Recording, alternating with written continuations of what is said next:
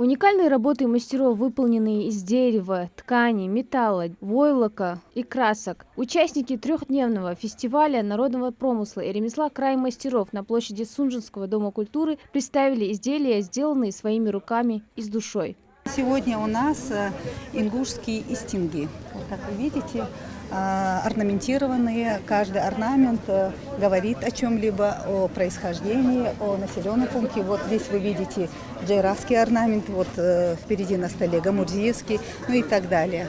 Мы работаем в ассоциации мастеров войлочного корабделия и, соответственно, ассоциация ремесленников. Сегодня ассоциация ремесленников предоставила нам возможности. Мы работаем, мы показываем свои работы, также проводим мастер-классы.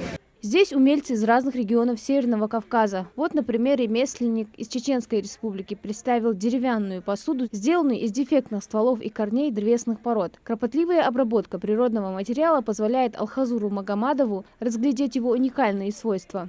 Вот чисто ручной волбор внутри.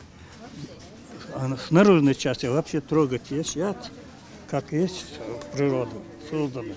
А внутренняя часть обрабатывается ручной, стамесками, ручными инструментами. Чуть дальше взгляд приковывают картины. Дана Накастхоева передает свои мысли, эмоции и богатое воображение через яркие краски и тонкие мазки кисти. Натюрморт, Кааба, Старик на море. Эти три картины стали результатом многомесячной работы художницы. Каждое произведение наполнено глубоким смыслом и отражает уникальный взгляд Даны на мир. Картина называется «Старик и море». По рассказу Хемингуэя здесь изображен старик, который вышел в море, хотел поймать рыбу, так как он был самый такой неудачливый, что ли, рыболов. Вот. И здесь история о том, как он поймал рыбу-меч, но несколько дней не мог ее словить. Как бы она тащила за собой лодку.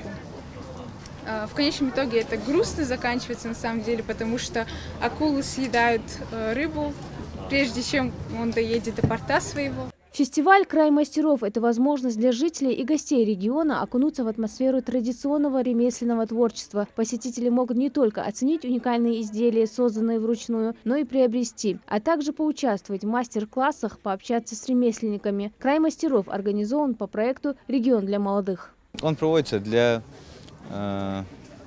развития среди молодежи и не только вот таких вот народных творчеств, работы руками, таких вот там гончарного искусства, столярного искусства и так далее. То есть такие тонкие работы, которые сейчас, можно сказать, находятся в упадке. Их мало кто этим занимается, мало кто их развивает. И именно это мероприятие планируется для того, чтобы их развить, дать им второе дыхание, можно сказать. Фестиваль продлится до 28 октября, а значит, у каждого есть еще время посетить красочную выставку, поддержать народные промыслы и познакомиться с талантливыми мастерами. Хади Добриева, Адам Гулоев, Сулейман Костоев, Магаз 24.